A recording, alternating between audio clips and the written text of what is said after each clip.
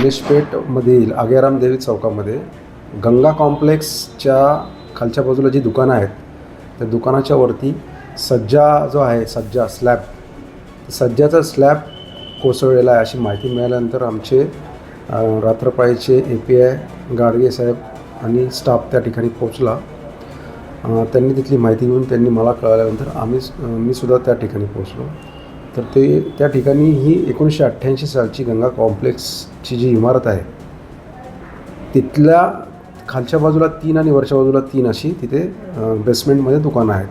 तिथे वरच्या दुकानाच्या वरचा जो सज्जा आहे त्याचा स्लॅब 6:45च्या सुमाराला कोसळलेला.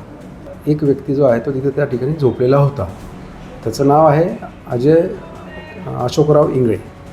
हा 35 वर्षे वयाचा इसम आहे आणि हा मूळचा वर्धेचा राहणार आहे, परंतु 7-8 वर्षापासून त्या ठिकाणीच तो रस्त्यावरती काम करून त्या ठिकाणी तो रात्रीच्या वेळेला झोपत होता. तो कचरा प्लास्टिकच्या कचरा बॉटल्स अशा गोळा करून तो ती विक्री करून त्याच्यावर त्याची गुजराण चाललेली होती.